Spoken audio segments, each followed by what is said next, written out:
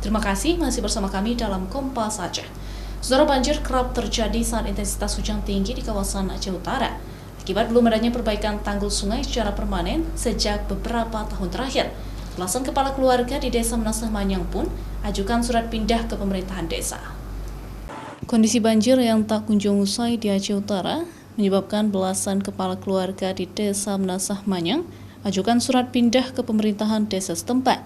Meski beragam alasan maksud pengajuan surat pindah, namun pihak desa meyakini penyebab pengajuan surat tersebut karena persoalan banjir yang terus terjadi karena belum adanya perhatian serius dari pemerintah tentang perbaikan tanggul Sungai Peto di Kecamatan Luk Sukun, Aceh Utara. Selama tahun 2022, banjir sudah terjadi selama 2 kali, yaitu pada awal tahun baru Januari lalu dan pada akhir Februari.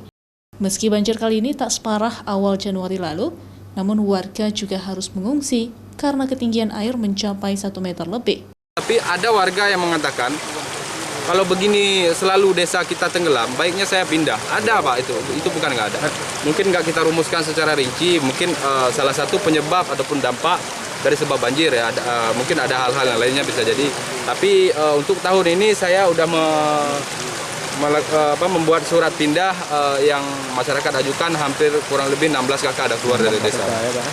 Pihak desa dan masyarakat pun meminta agar pemerintah daerah dan provinsi serius menangani persoalan banjir yang terus-menerus terjadi di Aceh Utara, terutama persoalan tanggul sungai. Zikri Maulana, Kompas TV, Aceh Utara.